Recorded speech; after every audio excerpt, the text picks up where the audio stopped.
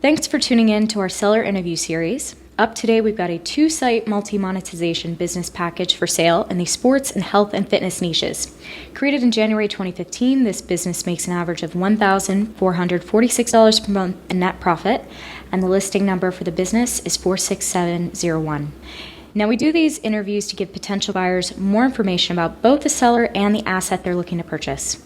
We hope these insights are helpful for you in making a buying decision. We've got the seller with us today to go through the business and cover everything from niche selection to traffic and monetization. Thanks for coming on, Chris. How's things? Awesome. Thank you. Thanks for being here. Before we get started, we will do a quick summary of the business.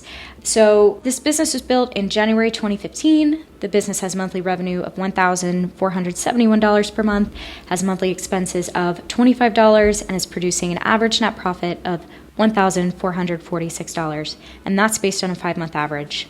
Included in the sale of this business are 2 domains and all site content files, social media accounts, that's 2 Facebook pages and 1 Pinterest account, email list, and lead magnet SOPs.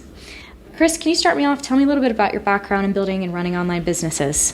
Yeah, so I think I started right near the beginning where niche sites were concerned.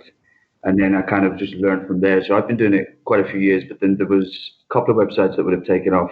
And then the second website, there's a 2-website package. The second website was actually built before 2015. But as the income on that isn't too big, the main business was built in 2015. I follow all the big players in the games and whatnot to get my information and be able to build this specific website with good stability going forward. Absolutely. How did you come up with the idea to start this? This is actually something I've worked in. I'm an expert in. For the broader niche, I'm not. For a couple of the niches within that, I am actually an expert in, and I have worked in for maybe 10 years now. Okay, wow. So you sort of lean toward these niches because it was your own background and expertise. Yes, for sure. Okay. So how does this make money primarily? It primarily makes money through Amazon. That is I would say, and this is rough numbers, I would say that is probably about 85% of the income at the moment. But Ezoic has been added to it, and that is looking very promising at the moment, especially going into Q4. Great. Why did you choose this business model? It's simple. It's easy to understand. It is what I gravitated towards at the very start. Basically, it's very easy to understand and very easy to run and very easy to manage going forward. Well, I think that leads me into my next question. Why are you selling this business instead of, say, keeping it or growing it? Well, partly because I am an expert in the niche, I have a kind of an emotional attachment to it, which would be nice to kind of break that. Secondly, I then want to use the capital to invest across different projects. So they're the main reasons. I don't want to be emotionally attached to it, let it run passively, because I have that emotional attachment to it, but also I could do with the capital to invest across other multiple projects that I have going on. Yeah, that's all very good reasoning. Is there anything you learned from this business that you would apply to future sites or businesses? Is there anything you learned, from building this that just worked for you? I think content marketing, the broad spectrum of things. I think no matter what business you have online, some sort of content market is going to be beneficial. And I think that's probably the biggest thing that I've learned for sure. Yeah, I think that's a great answer. On the flip side of that, we usually go for, figuring out the opposite. So what have you tried that didn't work with this business? That's a very good question. I would say, I don't know about didn't work. There's sometimes when you create content that you think might rank quite quickly. And then 2 years later, out of nowhere, it starts ranking. So it does work. Then there are some other pieces of content on there that just would need a push because I haven't done any backlinking or anything. It's completely clean. All the backlinks that I have are completely quote unquote clean backlinks. So in regards to not working, it would be creating content and that not ranking and therefore not making any money. Okay. No, that's a really valuable piece of insight. Where does the majority of your traffic come from? Majority of it comes from SEO. But in the last, say, 6 months, I've been trying to balance that out and trying to get more traffic from social media accounts. What do you currently do in terms of marketing? So SEO is the main bread and butter where marketing is concerned. So to be creating content and whatnot. But now the primary focus is on repurposing that content and seeing, again, kind of going on the last question, but seeing if we can kind of diversify the traffic from those marketing efforts without creating a whole ton of more work.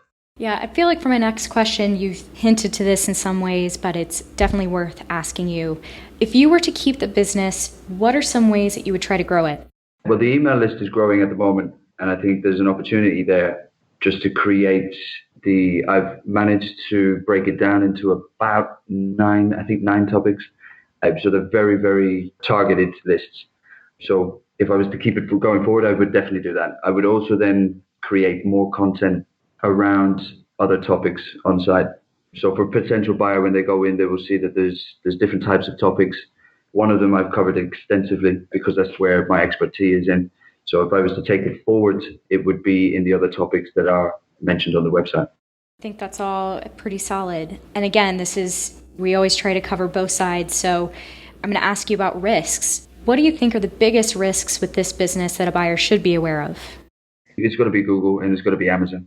Even though I've done everything in my power to keep the risk as low as possible, there is always the risk with Google. There is always the risk with Amazon.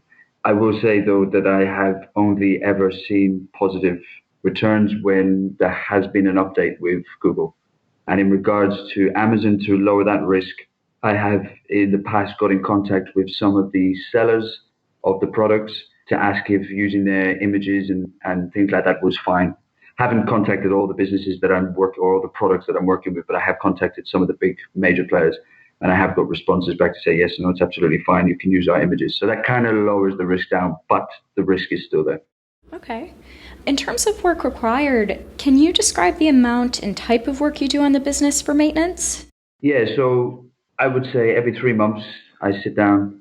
I have a list of keywords that I want to target, and I sit down for about a week and I just crank out a whole load of content and then schedule that to go out over the next following 3 months. And that is literally what I'm doing at the moment. Okay. What skills or requirements are there from someone, say, not familiar with the niche or business model? What skills or requirements might they need in order to run this business? I think the basic skills of, well, we say basic, but they can be more complicated, but keyword research, being able to write good quality content. As the content is on the website, it is, I would say, the best quality in regards to the competition. So there would have to be good quality content. And I would say that that's probably the biggest skills. So the content market inside of it and the quality of that content. But also then to take advantage of the email list, they'll have to have some sort of background or willingness to learn about email marketing. Yeah, absolutely. I'm getting towards the end of my questions, so I just have a few last short ones for you. How much support are you offering buyers? I can offer 30 days, Skype and email. Okay, great. And would you commit to a non-compete?